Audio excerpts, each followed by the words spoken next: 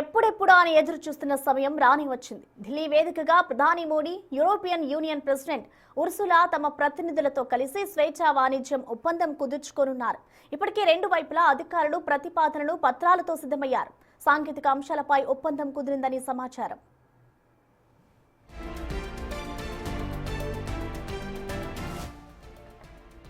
ఖరీదైన కార్ల తయారీకి యూరోప్ ప్రసిద్ధి. ప్రధానంగా బెంజ్, BMW, ఆడి, వోక్స్వాగన్, లాంబోర్గిని వంటి లగ్జరీ బ్రాండ్లకు ఈయూనే కేంద్రం. అయితే వీటిపై భారత్లో 110% దిగుమతి సుంకం ఉంది. ఫలితంగా ఈ కార్లు భారత మార్కెట్లో పరిమిత సంఖ్యలో మాత్రమే కనిపిస్తున్నాయి. ఈ క్రమంలో వీటిపై సుంకాలను తగ్గించే ప్యాకేజీని ఇప్పటికే భారత్ ప్రతిపాదించింది. దిగుమతి సుంకాన్ని ఏకంగా 40% తగ్గించేందుకు భారత్ సిద్ధమైంది. ఇది ఒప్పందంలో కీలకంగా భావిస్తున్నారు. ఇది అటు ఈయూలో ఆటోమొబైల్ తయారీదారులకు, ఇటు భారత్లో ఆటో మార్కెట్కు ఊతంగా ఉంటుందని భావిస్తున్నారు.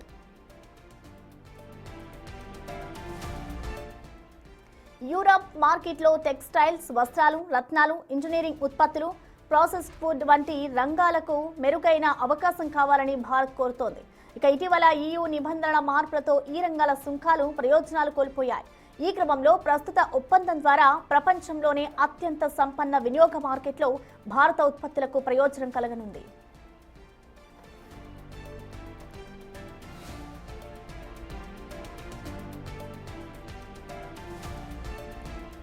అదేవిధంగా ప్రపంచంలోనే అతిపెద్ద మార్కెట్ అయిన భారత్ను తమకు అనుకూలంగా మలుచుకోవాలని EU భావిస్తోంది. ఇందులో అనేక వ్యూహాత్మక, రాజకీయ కారణాలున్నాయి. చెప్పాలంటే ప్రపంచవ్యాప్తంగా వాణిజ్యం, రాజకీయాలు అనిశ్చితంగా మారుతున్న వేళ సప్లై చైన్ దీర్ఘకాలిక భాగస్వామ్యం కోసం ఇప్పుడు భారత్ కీలకంగా మారింది.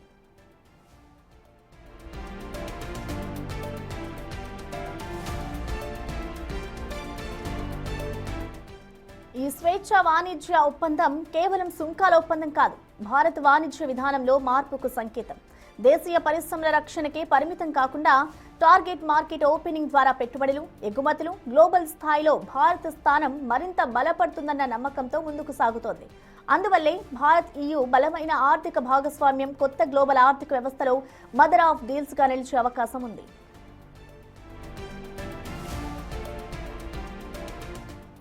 ఇక ఈ డీల్స్ కి సంబంధించిన మరింత సమాచారాన్ని ఢిల్లీ నుంచి మా ప్రతినిధి శివ అందిస్తారు. శివ, ప్రసన్న, ఈరోజు యూరోపియన్ యూనియన్ అలాగే భారత్ మధ్య కీలక ఒప్పందాలపై సంతకాలు జరగనున్నాయి. దీనికి సంబంధించి ఇప్పటికే వాణిజ్య ఒప్పందాలపై అయితే చర్చలు ముగిశాయి. అయితే గతంలో దావోస్ పర్యటనలో భాగంగా ఈ యూరోపియన్ కమిషన్ అధ్యక్షురాలు ఉర్సులా వాన్ డెర్ లెయాన్ కీలక వ్యాఖ్యలు చేశారు. ఇటు భారత్, యూరోపియన్ మధ్య జరిగే ఒప్పందాలన్నీ కూడా మదర్ ఆఫ్ ఆల్ డీల్స్గా, అంటే ఈ డీల్స్ అన్నిటికీ కూడా ఒక తల్లి లాంటిది అనేది ప్రధానంగా ఇరు దేశాల మధ్య జరిగే డీల్స్ను ఉద్దేశించి ఉర్సులా వాన్ డెర్ లెయాన్ తెలియజేశారు. అయితే ఈరోజు ఈ ఒప్పందాలపై సంతకాలు జరుగుతున్న నేపథ్యంలో కీలక ఒప్పందాలు అనేవి ఇరు దేశాల మధ్య జరిగే అవకాశం కనిపిస్తుంది. ఇటు వాణిజ్య సంబంధించి కానీ ఇతర రక్షణ రంగానికి సంబంధించిన ఒప్పందాలు జరిగే అవకాశం ఉంది. ఇక ట్రేడ్ సంబంధించిన ఒప్పందాలు కనుక ఇద్దరి మధ్య ఒప్పందాలు జరిగితే ఇటు టారిఫ్ అనేది తగ్గే అవకాశం ప్రధానంగా కనిపిస్తుంది. ఇటు కార్లపైన వోక్స్వాగన్ కానీ BMW కార్లపైన ఇప్పటికే దిగుమతి సుంకం అనేది భారత్ వద్ద 110 వరకు కూడా టారిఫ్ చెల్లిస్తున్న నేపథ్యంలో అయితే 110 నుంచి 40% వరకు కూడా టారిఫ్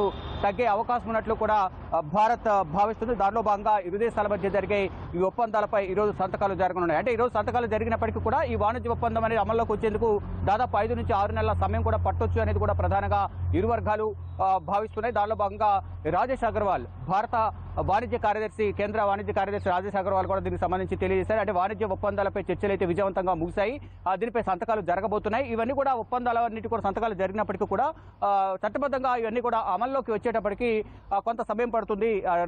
లీగల్గా కూడా రెండు సంతకాలు జరిగిన తర్వాత ఇరు వర్గాలు కూడా లీగల్గా చర్చలు జరుపుతారు, లీగల్గా నిర్ణయాలు తీసుకుంటారు. అవన్నీ కూడా అమల్లోకి రావడానికి కొంత సమయం పడుతుంది. అంటే దాదాపు ఈ సంవత్సరం ఆఖరు 2026 ఆఖరు లేదా 2027 మొదటి సంవత్సరంలో మొదటి నెలల్లోనే ఇది ఒక అవగాహనకు వచ్చి వీటన్నిటిపై ఒక చర్చలు ముగిసిన తర్వాత మొత్తం అమల్లోకి వచ్చే అవకాశం ప్రధానంగా కల్పిస్తోంది. అంటే ఇటు 3 రోజుల పర్యటనలో భాగంగా ఇటు కమిషన్ అధ్యక్షురాలు కానీ కమిషన్ ప్రెసిడెంట్ కానీ ఇద్దరు కూడా లియోన్ అలాగే మొత్తం ఇద్దరు అధ్యక్షులు కూడా ఇద్దరు వచ్చిన నేపథ్యంలో ఇటు ముఖ్య అతిథిగా గణతంత్ర దినోత్సవ వేడుకలకు హాజరయ్యారు. ఇక ఈ గణతంత్ర దినోత్సవ వేడుకలలో పాల్గొనడం అనేది నా జీవితానికి తగిన గౌరవంగా నేను భావిస్తున్నాను అనేది ప్రధానంగా ఉర్సులా వ్యాఖ్యలు చేశారు.